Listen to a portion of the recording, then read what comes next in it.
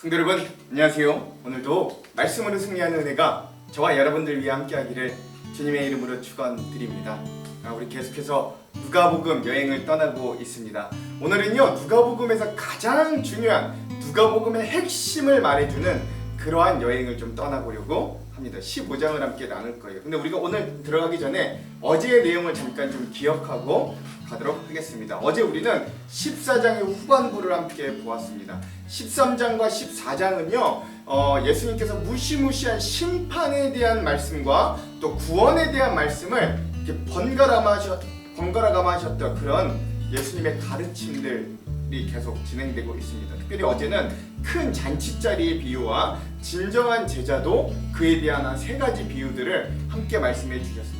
먼저 큰 잔치자리의 비유는 우리가 너무나도 잘 아는 비유예요. 그러니까 어떤 사람이 잔치를 여는데 가장 먼저 미리 초대했던 사람들은 다 각자의 일이 있어서 오지 않습니다. 그러자 이 주인이 화가 나서 이제 길거리에 있는 사람 아무나 뭐 병든 자, 약한 자, 뭐 그런 자들을 데려오라고 이야기하는 거예요. 그래서 그 종들이 그런 사람들을 그 잔치자리에 다 데리고 와서 자리를 채웠으나 자리가 채워지지 않자 이번에는 산들로 길가로 가서 더 있는 모두를 그냥 강제로 데려오라 라고 해서 그들이 함께 잔치자리에 초대되는 그러한 비유의 말씀들을 보았죠. 즉 천국의 큰 잔치자리는 우리의 겉모습으로 내가 유대인이다, 내가 이스라엘 백성이다, 내가 모태신앙이다, 내가 예배를 몇십 년 다녔다, 11조를 했다, 뭐 이런 겉모습으로 들어가는 것이 아니라 여전히 나의 삶에서 하나님의 말씀에 아멘으로 화답하며 마음으로 그 주님을 영접하는 자가 비로소 그 주님의 천국 잔치에 초청되어 올 수 있다는 것. 주님이 초청할 때 아멘으로 화답하며 그 자리로 나아가는 자가 그야말로 하나님의 천국, 즉 잔치자리에 참여할 수 있다는 걸 우리들에게 알려줍니다. 물론 1차적으로는 가장 먼저 초청을 받았던 유대인들은 오히려 구원의 자리에 오지 못하고 그들에게 세리와 죄인이라고 여겨졌던 그러한 사람들, 병자들, 이런 자들이 주님을 맞이하고 영접함으로 그들이 복음을 얻었고 구원을 얻었고, 더 나아가서는 나중에 이방인들마저도 동서남북으로 주님께로 나와 그들도 영접하고 받아들일 때 그들은 구원받지만 오히려 처음 주님의 선민, 백성이라고 여기셨던 유대인들, 이스라엘 백성들은 오히려 구원받는 수가 적은 이런 모습들도 우리가 함께 보았죠. 자, 두 번째는 우리 주님의 제자가 될 각오와 또 세 가지 비유들, 즉 이 천국으로 들어갈 수 있는 자들의 5가지 조건에 대해서 우리가 함께 나눴는데요. 먼저 첫 번째 주님의 제자가 될 각오의 2가지는 뭐냐면, 첫 번째, 우선순위가 변화되어야 한다라는 거예요. 그러니까 주님은 나를 섬기기 위해서 너의 형제, 자매, 이웃들 뭐 이런 사람들까지 다 미워해라 라고 말씀하십니다. 이건 정말 미워해라 라고 하는 말보다는 나를 사랑하는 것보다는 그들을 덜 사랑해라 라고 하는 우선순위의 변화를 말해준다 라고 할 수 있는 것이죠. 가장 우선순위는 주님을 사랑하는, 믿음대로 살아가는 것이 가장 우선순위다 라고 할 수 있는 것입니다. 자, 두 번째, 이 주님의 제자가 될 각오는 뭐냐면, 예수님이 진 십자가를 우리도 각자 십자가를 지는 삶이 바로 제자의 삶. 나를 죽이고 나를 포기하고 주님의 십자가를 지고 따라가는 삶이 진정한 제자, 구원받는 자의 길이다 라고 하는 걸 알 수 있습니다.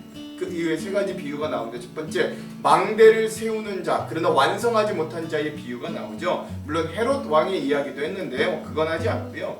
즉 제자들의 길이 어떤 것인지를 확실히 인식하고 끝까지 그 길을 완성하여 가는, 바울처럼 달려갈 길을 다 달려가는 그런 끝까지 승리하는 제자의 삶을 살아라 라고 하는 말씀의 의미가 이 망대를 세우는 자의 비유에 있었습니다. 네 번째, 전쟁에 참가했던 왕의 비유처럼 우리도, 이 제자들도 곧 있으면 영적 전쟁, 환난과 핍박이 올 것이지만 그 영적 전쟁이 치열한 가운데서도 그럴수록 우리는 더 치열한 계획과 또 성령의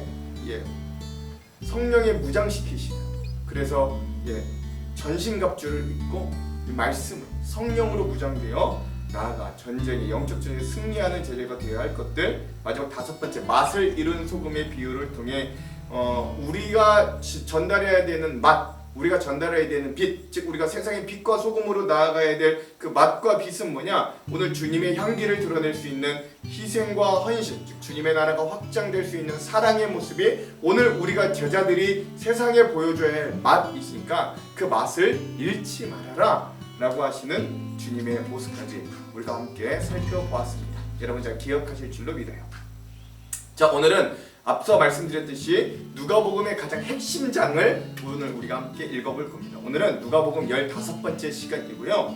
예루살렘으로 향하는 길, 복음의 확장과 배척 9번째 시간입니다.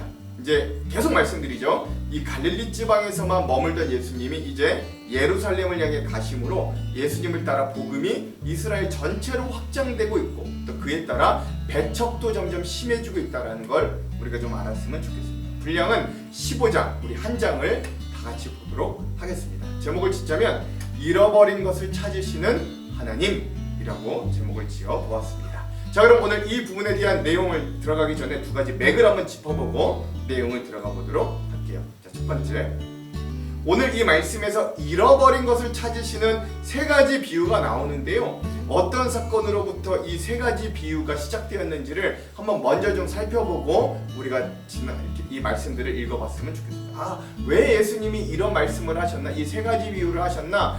무슨 일이 있었는가 한번 먼저 잘 살펴보고 그 의미들을 한번 살펴봤으면 좋겠어요. 두 번째, 오늘 말씀에 나오는 이 세 가지 비유들의 공통점을 찾아서 그 의미들을 깊게 찾아보는 그런 시간들도 가졌으면 좋겠습니다. 자, 이런 두 가지 맥을 가지고 오늘 누가복음 15장의 내용들을 함께 살펴보도록 하겠습니다. 자, 오늘 누가복음 15장의 내용은 잃은 것을 찾기 위해 이 땅에 오신 인자 예수님의 모습을 가장 잘 드러내 줍니다. 가장 먼저 바리새인들이 세리와 죄인을 가까이 하시는 예수님을 비난하는 모습으로 이 세 가지 비유가 시작된다라고 할 수 있어요. 내용은 이렇습니다. 세리들과 죄인들이 모두 예수의 말씀을 들으려고 그에게 가까이 몰려들었다. 바리새파 사람들과 율법학자들은 투덜거리며 말하였다. 이 사람, 즉 예수가 죄인들을 맞아들이고 그들과 함께 음식을 먹는구나 하며 예수님을 비난하고 조롱하는 거예요. 저 예수라는 작자가 혼자 경건한 척하고 혼자 진리를 다 깨달은 척하더니 결국 저 어울리지 말아야 될 세리와 죄인들, 여기서 죄인은 창녀를 보통 의미합니다. 즉 세리와 창녀들, 어울리지 못할 자들과 저렇게 어울리는구만 하고 조롱을 했다라는 것이에요. 자, 이것에 대한 의미도 이따가 우리 주안점에서 한번 깊게 나눠보도록 할게요. 자, 그러자 예수님은 그런 바리새인들을 향해 또 그렇게 손가락질 같이 당했던 세리와 죄인들을 향해 세 가지 비유를 말씀하십니다. 첫 번째가 잃은 양을 되찾는 목자의 비유예요. 내용은 이렇습니다. 그래서 예수께서는 그들에게 이 비유를 말씀하셨다. 너희 가운데서 어떤 사람이 양 100마리를 가지고 있는데 그 가운데 한 마리를 잃으면 99마리를 들에 두고, 굉장히 친절한 목자죠. 100마리에 한 마리가 없어졌다면 보통 모르기 마련인데 이 사람은 100마리 일일이 다 얼굴을 알았고 한 마리만 없어져도 즉각적으로 알 수 있는 100마리 모두에게 굉장히 관심을 갖는 목자였다는 거예요. 99마리를 들에 두고 그 잃은 양을 찾을 때까지 찾아다니지 않겠느냐. 언제까지? 찾을 때까지 찾아다니지 않겠느냐. 중요합니다. 그리고 찾으면 기뻐하며 자기 어깨에 메고 집으로 돌아와서 벗과 이웃 사람을 불러 모으고 나와 함께 기뻐해 주십시오. 잃었던 내 양을 찾았습니다 하고 말할 것이다. 이게 개역 개정에서 즐기자라고 해요. 내가 너희에게 말한다. 이와 같이 하늘에서는 회개할 필요가 없는 의인 99보다 회개하는 죄인 한 사람을 두고 더 기뻐할 것이다 라고 말합니다. 자, 두 번째 비유는 잃은 드라크마를 되찾은 비유입니다. 어떤 여자에게 드라크마 연립이 있었는데 보통 이 결혼 지참금이라고 많은 학자들이 이야기합니다.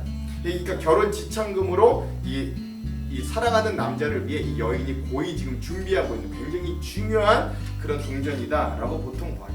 그가 그 가운데 하나를 잃으면 등불을 켜고 온 집안을 쓸며 그것을 찾을 때까지 샅샅이 뒤지지 않겠느냐. 그래서 찾으면 벗과 이웃 사람을 불러 모으고 말하기를 나와 함께 기뻐해 주십시오. 잃었던 드라크마를 찾았습니다 할 것이다. 내가 너희에게 말한다. 이와 같이 회개하는 죄인 한 사람을 두고 하나님의 천사들이 기뻐할 것이다 라고 되어 있는 것입니다. 자, 여러분, 잃은 양을 찾았던 목자의 이야기, 또 지금 이 드라크마라고 하는 동전을 찾았던 여인의 이야기의 공통점들을 한번 좀 찾아보십시오. 마지막 유명한 탕자의 비유도 시작되는데요. 여기도 마찬가지로 앞에 두 가지 비유와 이 탕자의 비유 중에 공통점은 무엇일까를 한번 찾아보시기 바랍니다. 탕자의 비유의 시작은 내용은 이렇습니다. 예수께서 말씀하셨다. 어떤 사람에게 아들이 둘이 있는데 작은 아들이 아버지께 말하기를 아버지 재산 가운데서 내게 들어올 몫을 내게 주십시오 하였다. 굉장히 불효죠. 아버지, 나 아버지 죽어야 유산 받는 거 아버지 죽은 셈 치고 나한테 미리 좀 주세요 라고 말하는 거예요. 그래서 아버지는 살림을 두 아들에게 나누어 주었다. 근데 이 아버지 굉장히 특이한 게 그러자 그 두 재산을 모두 큰아들은 큰아들 몫대로 주고 작은 아들은 작은 아들 몫대로 이미 다 주었던 거예요. 며칠 뒤에 작은 아들은 제 것을 다 챙겨서 먼 지방으로 가서 거기서 방탕하게 살면서 그 재산을 낭비하였다. 그가 모든 것을 탕진했을 때 그 지방에 크게 흉년이 들어서 그는 아주 궁핍하게 되었다. 즉 하나님을 떠난 사람이 세상에서 당하는 어떤 아픔과 고난과 인생의 풍파를 의미하죠. 그래서 그는 그 지방의 주민 가운데 한 사람을 찾아가서 몸을 의탁하였다. 그 사람은 그를 들로 보내서 돼지를 치게 하였다. 그는 돼지가 먹는 쥐염 열매라도 좀 먹고 배를 채우고 싶은 심정이었으나 그에게 먹을 것을 주는 사람이 없었다. 그제서야 그는 제정신이 들어서 이렇게 말하였다. 내 아버지의 그 많은 품꾼들에게는 먹을 것이 남아도는데 나는 여기서 굶어 죽는구나. 내가 일어나 아버지에게로 돌아가서 이렇게 말씀드려야 하겠다. 아버지, 내가 하늘과 아버지 앞에 죄를 지었습니다. 나는 더 이상 아버지의 아들이라고 불릴 자격이 없으니 나를 품꾼의 하나로 삼아 주십시오. 드디어 탕자가 아버지께로 돌아갈 결심을 하는 거예요. 물론 진짜 이제 아들의 자격이 아닌 종의 자격으로 나아가려고 하지만, 자 그러자 탕자의 귀향이 일어나고 놀랍게도 아버지가 그를 환영해 줍니다. 그는 일어나서 아버지에게로 갔다. 그가 아직도 먼 거리에 있는데 그의 아버지가 그를 보고 측은히 여겨 달려가 그 목을 껴안고 입을 맞추었다. 아들이 아버지에게 말하였다. 아버지, 내가 하늘과 아버지 앞에 죄를 지었습니다. 이제부터 나는 아버지의 아들이라고 불릴 자격이 없습니다. 그러나 아버지는 종들에게 말하였다. 어서 가장 좋은 옷을 꺼내서 그에게 입히고 손에 반지를 끼우고 발에 신을 신겨라. 그리고 살찐 송아지를 끌어다가 잡아라. 우리가 먹고 즐기자. 나의 이 아들은 죽었다가 살아났고 내가 잃었다가 되찾았다. 그래서 그들은 잔치를 벌였다. 일반적으로 앞에 있는 두 이야기는 보통 이 부분에서 끝나는데요. 탕자의 이야기는 그 뒤에 더 재밌는 이야기가 하나 더 있습니다. 이게 맏아들과 아버지의 대화가 나온다는 거예요. 그런데 큰아들이 밭에 있다가 돌아오는데 집에 가까이 이르렀을 때에 음악 소리와 춤추면서 노는 소리를 듣고 종 하나를 불러서 무슨 일인지를 물어보았다. 종이 그에게 말하였다. 아우님이 집에 돌아왔습니다. 건강한 몸으로 돌아온 것을 반겨서 주인 어른께서 살찐 송아지를 잡으셨습니다. 큰아들은 화가 나서 집으로 들어가려 하지 않았다. 아버지가 나와서 그를 달랬다. 그러나 그는 아버지에게 대답하였다. 나는 이렇게 여러 해를 두고 아버지를 섬기고 있고 아버지의 명령을 단 한 번도 어긴 일이 없는데 나에게는 친구들과 함께 즐기라고 염소 새끼 한 마리도 주신 일이 없습니다. 그런데 창녀들과 어울려서 아버지의 재산을 다 삼켜버린 이 아들이 오니까 그를 위해서는 살찐 송아지를 잡으셨습니다. 아버지가 그에게 말하였다. 얘야, 너는 늘 나와 함께 있으니 내가 가진 모든 것은 다 내 것이다. 그런데 너의 이 아우는 죽었다가 살아났고 내가 잃었다가 되찾았으니 즐기며 기뻐하는 것이 마땅하다. 라고 하면서 이 세 가지 비유가 마무리됩니다. 여러분, 오늘 우리는 이 세 가지 이야기들 각각을 좀 살펴보기보다는 이 이야기들의 공통점을 좀 한번 찾아봤으면 좋겠습니다. 이따 주안점도 그런 공통점들을 위주로 한번 나눠보도록 하겠습니다. 자, 그럼 오늘 이 부분 우리 누가복음 15장의 핵심 구절을 한번 살펴볼게요. 두 군데입니다. 7절 10절이에요. 먼저 7절을 읽겠습니다. 내가 너희에게 이르노니 이와 같이 죄인 한 사람이 회개하면 하늘에서는 회개할 것이 없는 의인 99으로 말미암아 기뻐하는 것보다 더하리라. 아멘. 10절입니다. 내가 너희에게 이르노니 이와 같이 죄인 한 사람이 회개하면 하나님의 사자들 앞에 기쁨이 되느니라. 아멘. 자, 그래서 오늘 이 말씀을 전하시는 주님의 이유, 즉 의인이라고 여기는 99명보다 자기가 죄인이라고 여기며 주님께 회심하며 돌아오는 자들, 그들을 기뻐하시는 주님의 모습, 그 메시지들을 오늘 누가복음 15장의 핵심 구절로 삼았습니다. 자, 그럼 이 부분에 대한 주안점 세 가지를 함께 나누고 오늘 우리 말씀을 읽어볼게요. 첫 번째, 오늘 우리가 읽을 누가복음 15장은 누가복음의 핵심을 잘 나타내주는 주제장이기도 합니다. 누가복음은 인자 되신 예수님, 즉 그리스도로서 하나님 되시지만 또한 온전한 인간이 되셔서 우리의 연약함과 약함을 이해하시고 함께 하시는 주님의 모습을 잘 드러내주는 성경이 바로 누가복음입니다. 특별히 오늘 15장은 잃어버린 것을 찾으러 오신 인자, 즉 예수님의 모습에 아주 집중하는 모습을 잘 보여줍니다. 이런 예수님의 세 가지 비유는 바리새인들에 의해서 촉발되었어요. 1절, 모든 세리와 죄인들이 말씀을 들으러 가까이 나아오니 아멘. 오늘 그러니까 이 세 가지 비유가 촉발됐던 이유 중에 하나는 모든 세리와 죄인들이 예수님께로 나오면서 시작되는 거예요. 여기서 말하는 세리와 죄인이라는 이름으로 불리던 사람들은 흔히 유대인의 사회에서 버림받은 사람들이었습니다. 이들은 항상 주변의 이웃들로부터 심한 멸시와 조롱을 받던 사람들이었어요. 특별히 세리는 세금을 걷었던 사람, 삭개오 같은 사람이라는 거 잘 알죠. 근데 죄인이란 누구냐? 보통 몸을 팔아 생계를 유지할 수밖에 없었던 창녀, 창기를 가리키는 대명사가 죄인이었어요. 그런데 그들이 예수님께 가까이 나아오는 것이었습니다. 특별히 1절에 보면 모든 세리와 죄인들이 예수님께 가까이 나아왔다라고 할 만큼 이 표현이 좀 과장법이긴 하나, 물론 진짜 전국에 있는 세리와 죄인들이 예수님께 다 나온 건 아니었겠죠.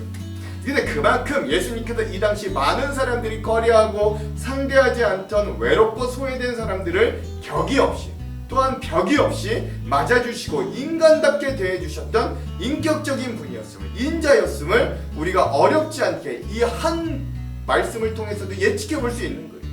특별히 세리와 죄인들은 예수님과 친교만 하기 위해 가까이 온 것이 아니었습니다.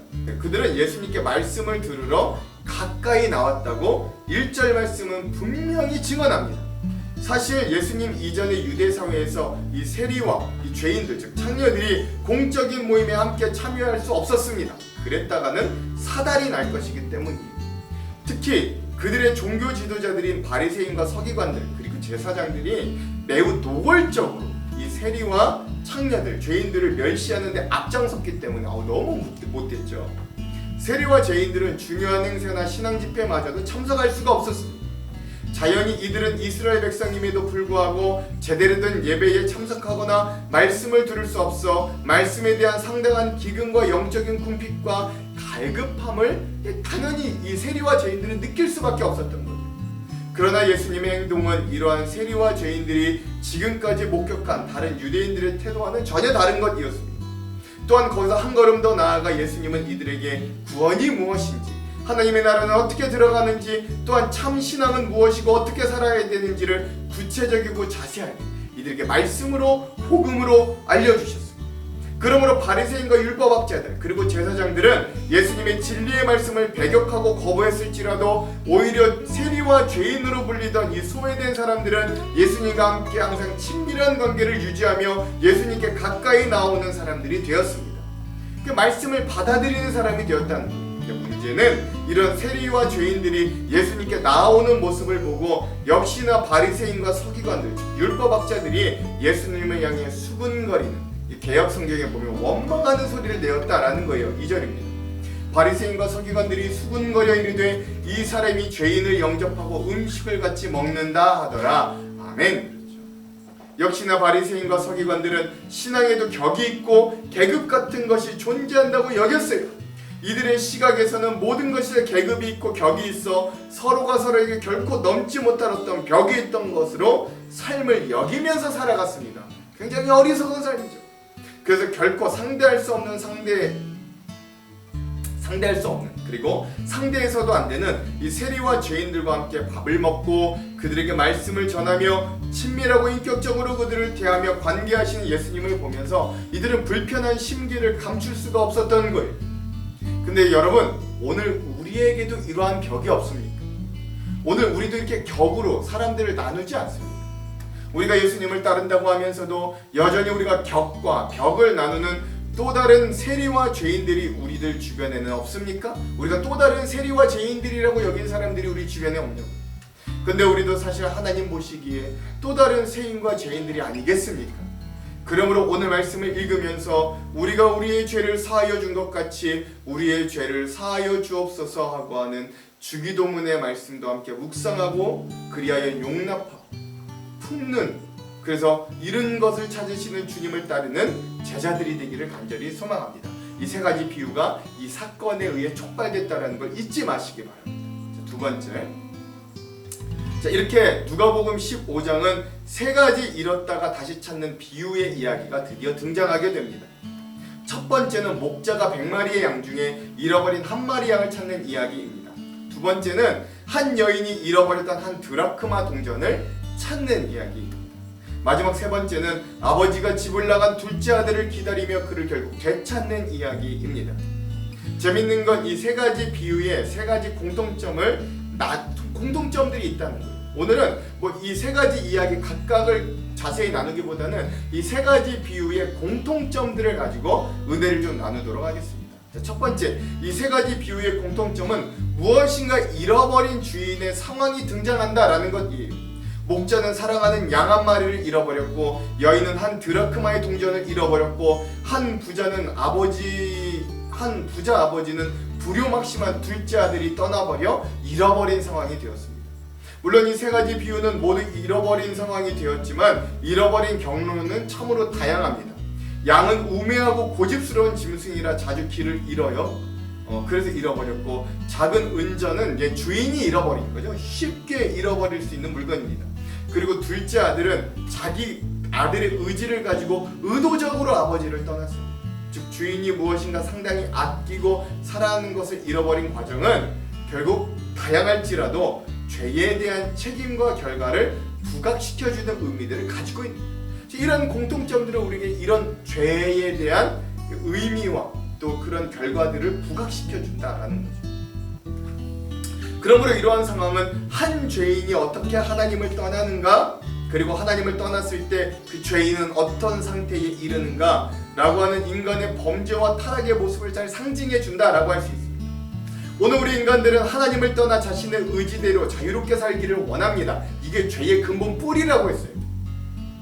하나님 없이도 잘 먹고 잘 살기를, 굳이 기도하지 않아도 만사가 형통하게 잘 되기를, 내가 하나님처럼 다른 이들을 부리고 높은 자리에 앉아서 내 마음대로 세상을 움직이며 살기를 우리는 본능적으로 원하며 살아갑니다.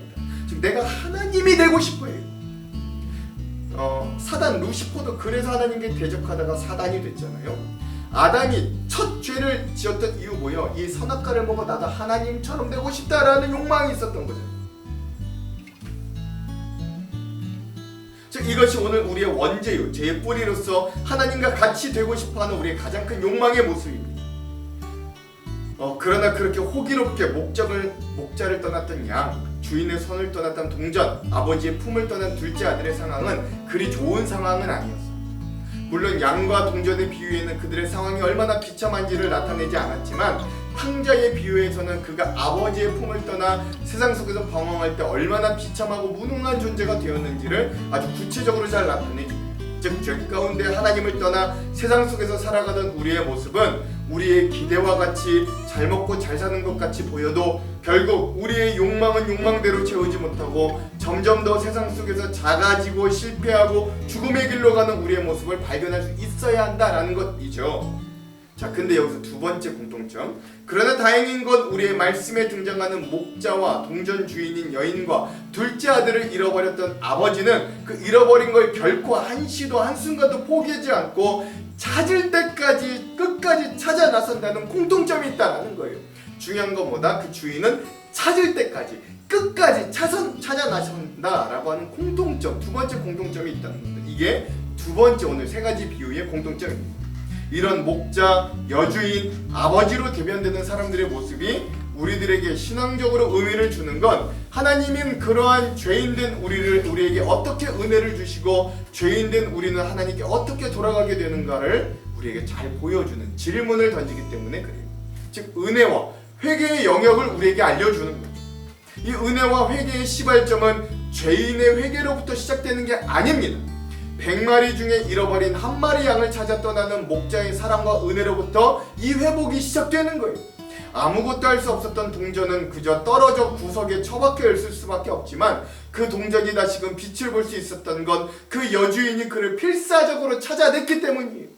탕자의 이야기는 이 탕자가 심한 고난 가운데 따뜻하고 풍성했던 아버지의 집을 떠올리는데 그가 그 아버지의 집을 떠나기 직전까지 그를 온통 사랑으로 대했던 아버지의 사랑과 은혜가 결국 그가 아버지를 떠올리는 계기가 되었고, 그제서야 그는 다시금 아버지의 집으로 향해 돌아가는 회개가 일어나게 됩니다.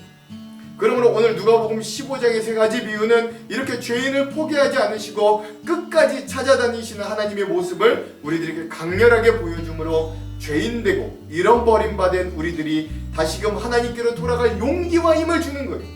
그러므로 오늘 우리는 이런 우리의 인생의 주인 되신 하나님의 찾으시는 은혜를 기억하며 우리도 회심과 회개의 자리로 돌아갈 용기와 결단이 있기를 간절히 소망합니다. 이렇게 우리가 첫 번째, 두 번째 공통점들을 함께 나눴어요. 자, 마지막 세 번째.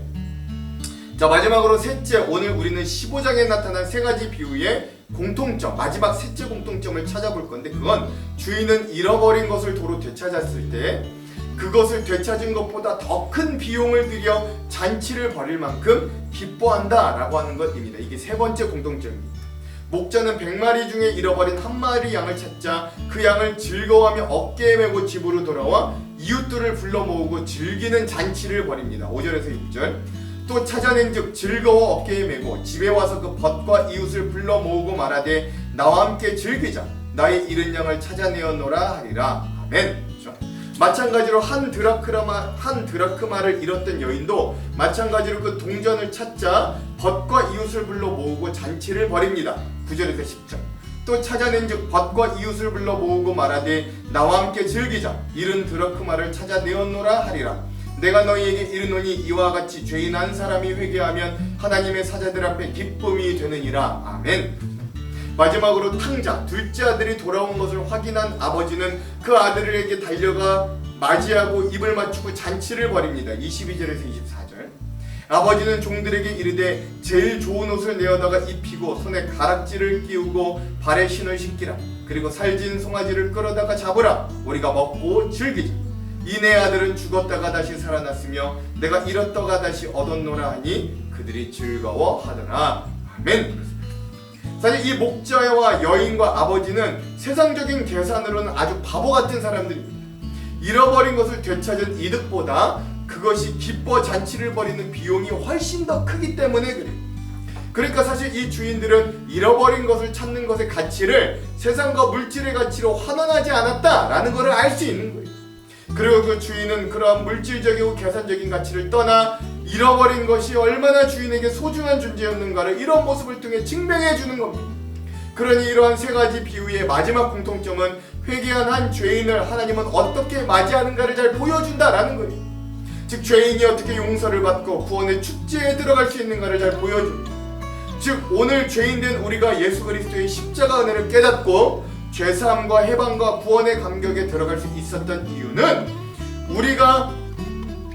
우리의 의지가 우리가 잘 깨달아서가 아니고 내가 죄인이구나 이게 잘 깨달아서가 아니고 우리를 잃었던 하나님께서 우리를 되찾으시겠다는 강력한 의지를 포기하지 않으셨고 자신의 하나밖에 없는 아들을 주시기까지 우리를 사랑하셨기 때문에 그리고 우리를 찾아다니셨어요.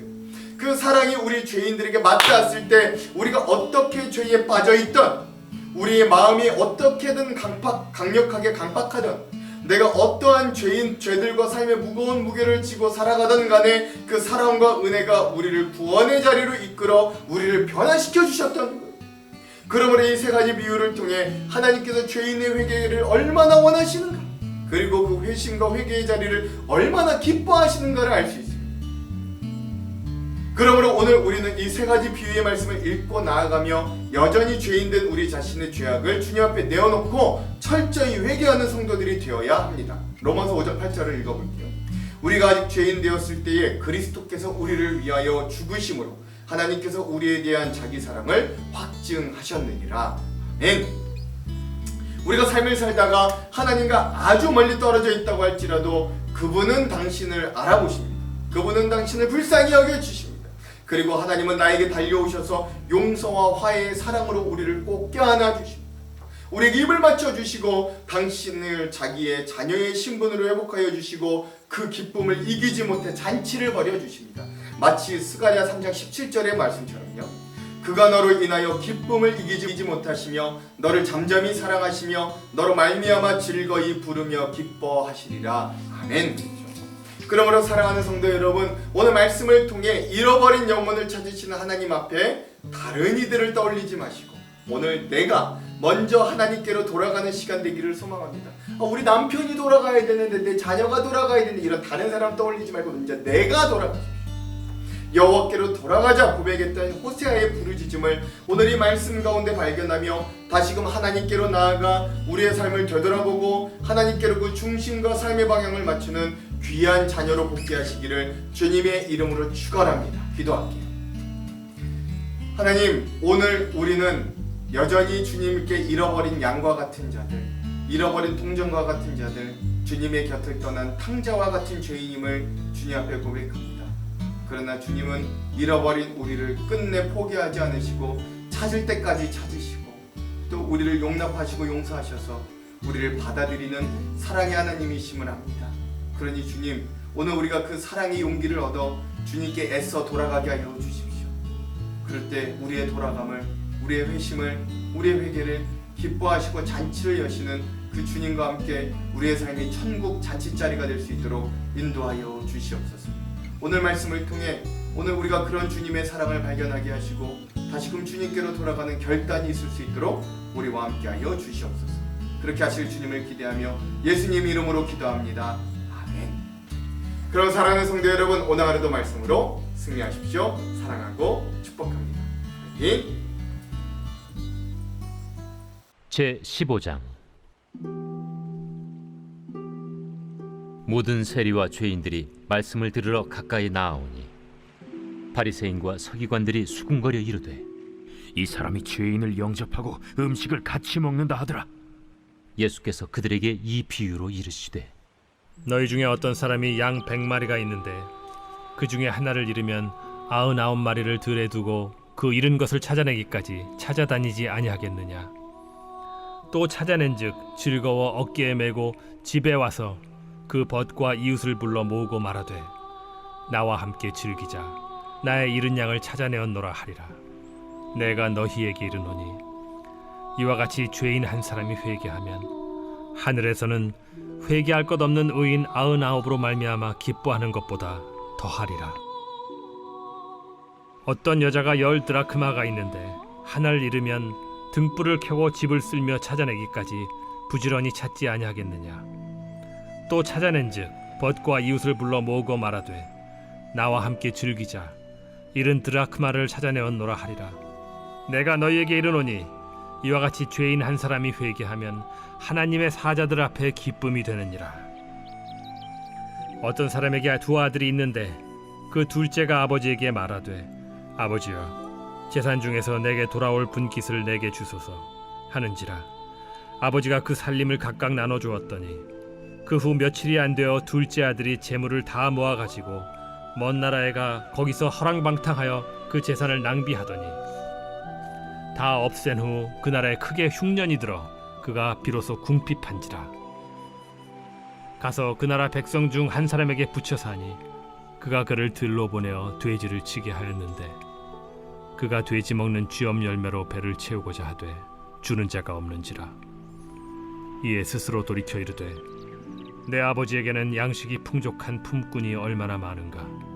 나는 여기서 줄여 죽는구나. 내가 일어나 아버지께 가서 이르기를, 아버지, 내가 하늘과 아버지께 죄를 지었사오니 지금부터는 아버지의 아들이라 일컬음을 감당하지 못하겠나이다. 나를 품꾼의 하나로 보소서 하리라 하고, 이에 일어나서 아버지께로 돌아가니라. 아직도 거리가 먼데 아버지가 그를 보고 측은히 여겨 달려가 목을 안고 입을 맞추니 아들이 이르되, 아버지, 내가 하늘과 아버지께 죄를 지었사오니 지금부터는 아버지의 아들이라 일컬음을 감당하지 못하겠나이다 하나. 아버지는 종들에게 이르되, 제일 좋은 옷을 내어다가 입히고 손에 가락지를 끼우고 발에 신을 신기라. 그리고 살찐 송아지를 끌어다가 잡으라. 우리가 먹고 즐기자. 이 내 아들은 죽었다가 다시 살아났으며 내가 잃었다가 다시 얻었노라 하니 그들이 즐거워하더라. 맏아들은 밭에 있다가 돌아와 집에 가까이 왔을 때 풍악과 춤추는 소리를 듣고 한 종을 불러 이 무슨 일인가 물은데 대답하되 당신의 동생이 돌아왔음에 당신의 아버지가 건강한 그를 다시 맞아들이게 됨으로 인하여 살찐 송아지를 잡았나이다 하니 그가 노하여 들어가고자 하지 아니하거늘 아버지가 나와서 고난데 아버지께 대답하여 이르되 내가 여러 해 아버지를 섬겨 명을 어김이 없거늘 내게는 염소 새끼라도 주어 나와 내 벗으로 즐기게 하신 일이 없더니 아버지의 살림을 장녀들과 함께 삼켜버린 이 아들이 돌아오매 이를 위하여 살찐 송아지를 잡으셨나이다. 아버지가 이르되 예 너는 항상 나와 함께 있으니 내 것이 다 네 것이로되 이 내 동생은 죽었다가 살아났으며 내가 잃었다가 얻었기로 우리가 즐거워하고 기뻐하는 것이 마땅하다 하니라.